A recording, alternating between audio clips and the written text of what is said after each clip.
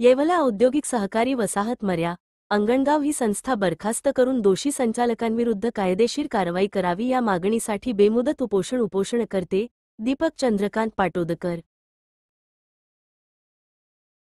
येवले येथील औद्योगिक वसाहतीचे संचालक मंडळ बरखास्त करण्याकरता आम्ही वेळोवेळी तक्रारी केली आहे। यापूर्वी अनेक चौकशी झाले, चौकशी समित्या नेमल्या गेल्या, त्याच्यामध्ये सदर संचालक मंडळ हे दोषी आढळलं आहे।